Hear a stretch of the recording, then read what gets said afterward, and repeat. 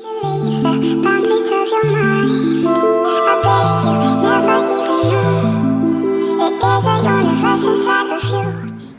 you guys, so I'm gonna update you guys a little bit on what's going on. If you've seen my Snapchat, and I put something about, oh look at my eyeliner. I use my mirror, or my camera. I don't got a mirror to put it on, but I put something about them because my husband was on my stomach, and I said to pray for my baby because I'm gonna let you guys in on that. Yesterday was my 18-week appointment, which yesterday I was 18 weeks 3 days, and the baby, like we couldn't really hear the heartbeat of the baby, and so they got like a little portable ultrasound thing, because where I go it's like a small clinic, so they're not like, they don't take me to like a big like ultrasound room or whatever, but they do have one there. It's just like usually they just use like a portable one. Yeah, they brought the portable one in so they can actually find the heartbeat, and like she really couldn't find him. She's like, but I feel like I can, but it just sounds irregular, so we're just gonna get the ultrasound and we're gonna see from there like how the baby's heartbeat. She's like, don't get worried too fast. And honestly, I really wasn't worried, because I was like, because I know I felt the baby move a few times, so I was like, it's okay. So sorry, I'm thinking about the timeline and everything. I gotta get everything in the right timeline. And so then they were like, you know, doing the little wand thingy on my belly, and the heartbeat showed really slow. So they're like, okay, well, we're gonna take you to like the ultrasound technicians into radiology, so that they can actually like tell you like the anatomy and everything to see if like anything's wrong with the heart or anything like that. So I wait like another hour, and I go into like the actual like ultrasound technicians. And what I did like about my midwife, because I have midwives, I don't know, I like them better because they're more natural, is that she was like, I was asking her questions, she was like, I really don't know, I'm sorry. And I actually like that about her, instead of like her telling me her assumptions like to worry me. But she's like, you know, basically she didn't want to tell me anything and be wrong or like worry me more. And I was like, you know what, thank you so much for that. At the same time, I go and they measure everything. Like they measure the baby's heart, the spinal cord, did I say that right? Yeah. They measure the brain to make sure like all the development is good.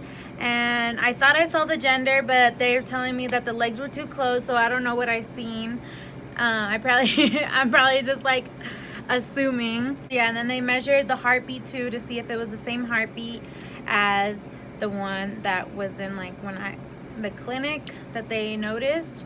And the heartbeat is really low. It's at 70 beats per minute, and the baby's heartbeats are supposed to be through like 110. 110 is low, but it's supposed to be above 110 to like 160, 170. So the good thing is like I waited another like 2 hours to hear back, like, you know, to get the results and stuff. The good thing was that the development is fine, there's no deformalities, but we're still wondering why it's so slow. Ooh. Okay, you guys, so today was a long day. I'm a princess. Evangelina just said I was a princess. So today was a long day. I remember I told you guys my eyeliner is not straight. Like, look at this one's down and this one's up. Like, what the heck? I think because I was crying. So yeah, there's a lot going on, I guess, and it was a long day because I had an appointment at 10. I had an appointment at, which I probably look bad in this angle, but my arm is like, you know what? So I had an appointment at 10, and they did an ultrasound. They basically like checked the anatomy of the baby, see if everything was developing good. They checked the heartbeat and to make sure everything in the heart was like good. So they diagnosed the baby with forgot what it's called, but it's basically like slow heartbeat. And then later on at 3, I had another appointment with the cardiologist, pediatric cardiologist, and then they did an ultrasound, but it was mainly just like for the heart to like really like take pictures of the heart and like the electrical, but they called it something like that, electrical wiring of the heart. And so basically in the end what's going on is like the development of the baby's heart is good and everything, but the 2 like upper chambers, they're the 2 upper chambers of the heart, they're working good. They're at like 130 beats per minute, but the 2 lower ones are at 70, so it's like half of it. And the reason why is because we have like our own pacemaker like in our body, like in our heart, and we also have like a little backup one. So the main one isn't working, but the backup one is, and so that's why the second chambers are a little harder. The lower chambers are a little slower. And so, I mean, there's a lot that could happen. It's basically like probability. And from here on, hey! So like I said, it's like a lot of like probability of what could possibly happen. But if the baby continues to be at this heart rate, it would most likely, like out of the womb, have to have a pacemaker. And it could be for the rest of its life. We just don't know, because I personally say like we don't really know, because that's all up to God. And 4 weeks is when like the doctors could actually do something more about it, because right now it's like way too soon. So I could deliver like earlier, depending on like the status and everything of the baby.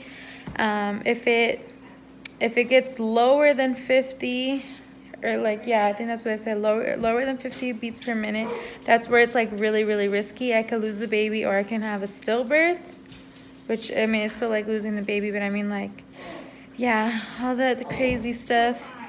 And so we're just hoping it's temporary, and that the body can make the pacemaker, like the main like pacemaker, our natural one, work out and everything like that. So I'm just trying to be optimistic and being, having faith in God and praying. And if anything does happen, it's all going to be in God's will. Like, that's just how it's going to be for us. Like, it's just, I guess, the way it needs to be, even though we don't always understand it, or it might be painful and everything like that.